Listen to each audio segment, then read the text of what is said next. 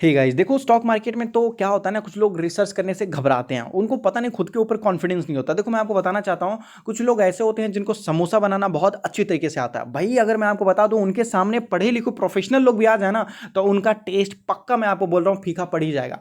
तो ये क्या ना, एक अंदर से भावना आती है भाई। कुछ जगह के चाय इतने फेमस होते हैं ना, जो वो बना देगा ना, जितने पढ़े लिखे लोग, मैं आपको बोल रहा हूँ, आप रेसिपी देख के बना दो, फिर भी वो टेस्ट नहीं आ पाएगा। तो कुछ कुछ ऐसी चीज़ होती है ना, जो भगवान ने सबको अलग अलग दे रखा है। आपको जो आता है ना, हो सकता है वो मुझे नहीं आता होगा, जो मुझे आता है ना, हो सकता है कि मतलब और किसी को नहीं आता हो। तो सबको भगवान ने कुछ यूनिक बनाया है। अब स्टॉक मार्केट में क्या करते हैं ना लोग, भाई एक ने बताया, सभी लोग उसके पीछे पीछे पीछे पीछे पीछे पीछे पीछे जा रहे हैं। तो भाई आप अपना स्किल एक बार यूज करके देखो, हो सकता है वो काम की चीज़ हो। मैं गलत बोल रहा हूं? आप एक बार खुद का स्किल जो है यूज करके देखो, हो सकता है काम की चीज हो। अब स्टॉक मार्केट में कोई भी स्टॉक खरीदने से पहले कॉमन चीजों को ध्यान रखो, क्या क्या खरीदना नहीं खरीदना। कॉमन चीजों को बता देता हूं। तो पहली चीज ना, आप कंपनी के नेट प्रॉफिट देखा करो। अब नेट प्रॉफिट का फॉर्मूला तो आपको सबको पता होगा, और नेट प्रॉफिट तो सब लोग देख भी सकते हैं। अब देखो भाई, कौन नहीं देख सकता कि नेट प्रॉफिट बताया जा रहा, हाँ भाई 60 करोड़ का प्रॉफिट है, 80 करोड़ का प्रॉफिट है, 90 करोड़ का प्रॉफिट, हाँ सभी लोगों ने देख लिया। लेकिन भाई नेट प्रॉफिट देखने का भी तरीका होता है। अब बोलेंगे भाई देखने का भी तरीका होता है, हाँ बिल्कुल देखने का भी तरीका होता है। मैं आपको बता देना चाहता हूँ, अगर ये 500 रुपये का नोट है, अब लोग बोले ये 500 रुपये का नोट है, इसका वैल्यू बताओ।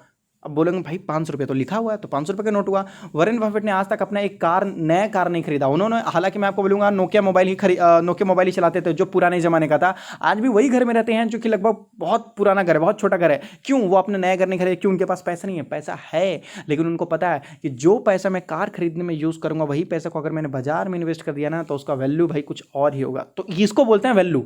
अब समझ में आया क्या होता है वैल्यू?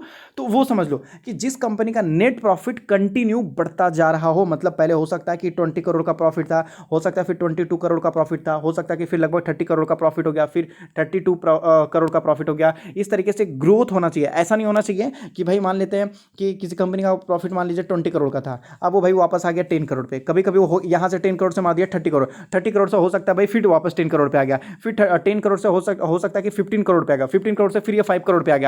तो ये जो अप डाउन नेट प्रॉफिट हो रहा है ना, आप इसको प्रिडिक्ट नहीं कर सकते कि इसका नेट प्रॉफिट अब कहां जाएगा, नहीं प्रिडिक्ट कर सकते। तो जो कंटिन्यू वे में ऊपर जा रहा हो ना, उस कंपनी का नेट प्रॉफिट देखो, और हर साल उस कंपनी का नेट प्रॉफिट में इजाफा होना चाहिए। उसी कंपनी को आपको पकड़ना है। पहला रूल नंबर 1 आपने जान लिया यहां पर। उसके बाद दूसरा रूल नंबर 2, आप देखो कि आपकी कंपनी करती क्या है। आप ये देखो कि आपकी कंपनी कुछ ऐसा काम कर रही है जिससे भविष्य में आने वाले दिनों में ये चीज़ चल सकती है। अगर मान लो कि आपकी कंपनी, आप जिस कंपनी में आपने पैसा लगाया वो टायर बनाती है, अरे भाई टायर कौन नहीं बनाता आजकल के डेट में, सभी कंपनी बना लेती है। टायर सभी कंपनी बना लेती है कि नहीं है? तो आप टायर बनाने वाले कंपनी में सोच रहे हो कि मैं पैसा डाल दूंगा और लगभग मैं अमीर बन जाऊंगा, तो मैं बोलूंगा ये गलत फार्मूला है, गलत फार्मूला। आप उस कंपनी में पैसा लगाओ जो आने वाले भविष्य में ग्रो कर सकता। भविष्य की बात मैं आपको कर रहा हूं, है कि नहीं है? याद रखो। अच्छा एक बात बताओ, मैं आपको बताना चाहता हूं, स्टॉक मार्केट में कितने परसेंट लोगों को प्रॉफिट होता है? केवल 10% लोगों को प्रॉफिट होता है, 90% लोगों को नुकसान होता है। ये तो आपको पता होगा ना। 90% लोगों को प्रॉफिट होता है, सॉरी लॉस होता है कि नहीं है? लॉस होता है। तो केवल 10% लोगों को ही प्रॉफिट क्यों होता है कि नहीं? अब देखो मैं आपको बता दूं, सभी लोगों को पता है कि भाई निफ्टी 50 इंडेक्स में अगर आप देखोगे, तो ये बहुत अच्छी कंपनी होती है, बहुत बड़ी बड़ी कंपनी होती है। भाई ये किसको नहीं पता? क्या ये 90% लोगों को नहीं पता कि अच्छी कंपनी है? फिर भी लॉस क्यों करते हैं? क्यों करते हैं?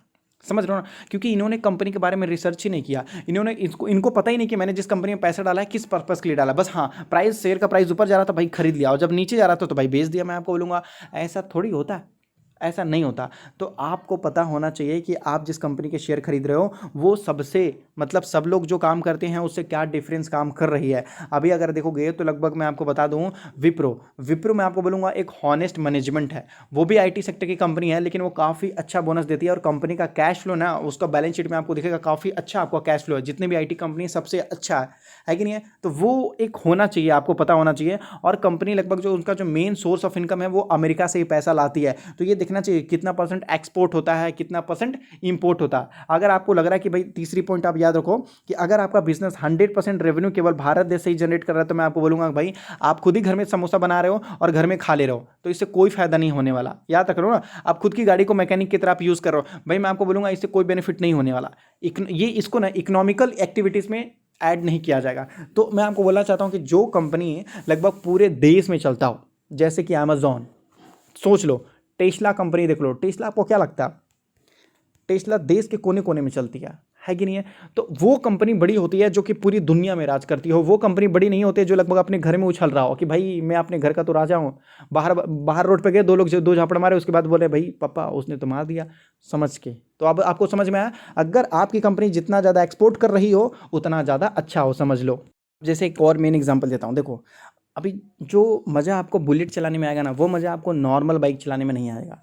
भाई हम खरीदते क्या हैं, हम टीवीएस खरीदेंगे, टीवीएस की बाइक खरीदेंगे, ये क्या खरीदेंगे, बजाज की खरीदेंगे, है कि नहीं? लेकिन मज़ा आता है भाई बुलेट चलाने के बाद, बुलेट चलाने के बाद। तो आप देखो कि भाई ये जो बुलेट है ना, चाहे जो भी हो, लेकिन बुलेट चलाने का मज़ा अलग ही होता है। मैं आपको बोलूँगा कि अगर किसी को मौका मिल जाए आज के ज़माने में, आज के ज़माने में आपको बात कर रहा हूँ 2021 में, अगर किसी ने, हो सकता है किसी के फ्रेंड ने या किसी के कलीग्स ने, किसी ने भी अगर किसी को बाई चांस दे दिया कि भाई लो एक बार चला के देखो बुलेट बाइक, पक्का मैं आपको बोलूँगा वो फोटो लेने की कोशिश करेगा। फोटो लेके वो सोशल मीडिया पर पोस्ट करेगा, सबको बताएगा कि भाई मैंने आज बुलेट चलाया, तुम्हें पता है क्या मज़ा आ गया ना।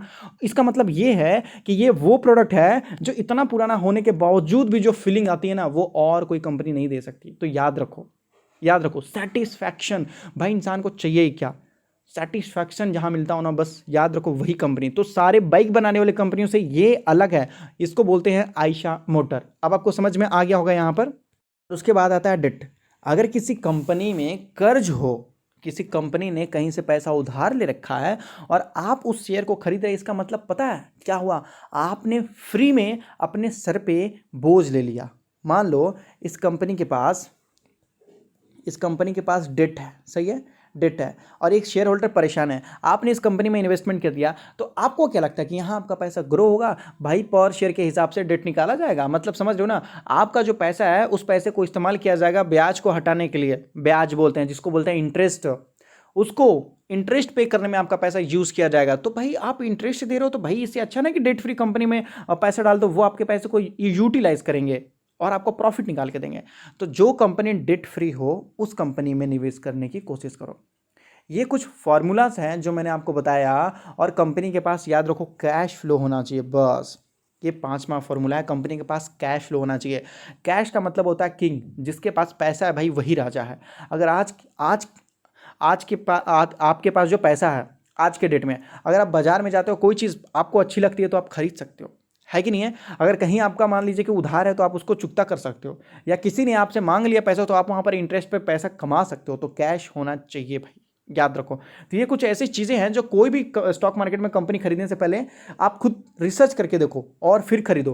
भाई कितना दिन आप चाहोगे, देखो भाई मैं आपको बोलूँगा, पैसा कमाना और पैसा कमाते रहना। हो सकता है मैं 5 ऐसी कंपनी बता दूं जो लगभग आपको 5 गुना करके दे दे, क्या कर लोगे आप? आपका पैसा 1 लाख था 5 लाख 10 लाख कर लोगे, क्या होगा उससे पहला? आपने पैसा कमा तो लिया, लेकिन भाई पैसा कमाते रहना। क्या आपको लगता है कि हाँ आप जीवन भर कमाना चाहते हो कि एक बार? जीवन भर कमाना है ना, तो भाई पैसा कमाना और कमाते रहना। तो अगर आप कमाते रहना चाहते हो तो खुद पे डिपेंडेंट रहो, खुद सीखो। और अगर आप स्टॉक मार्केट में नए हो तो अपना डीमेट अकाउंट एंजल में ओपन कर सकते हो, जहां पर आप एनएससी बीएससी म्यूचुअल फंड कुछ भी खरीद सकते हो, कोई टेंशन की बात नहीं है। जो चार्जेस वगैरह हैं वो बहुत छोटे हैं। डीमेट अकाउंट तो बिल्कुल फ्री, डिलीवरी चार्जेस फ्री, केवल 20 रुपीज़ लगता है, वो भी इंटरडे में, जो हर जगह देखने को मिलता है। एंजल अब एंजल 1 बन चुका, नंबर 1 स्टॉक ब्रोकर्स देखने को मिलता है यहाँ पर। आप और आपका पैसा दोनों सेफ है। डिस्क्रिप्शन में लिंक है, मिनटों में जाकर अपना डीमेट अकाउंट ओपन कर सकते हैं।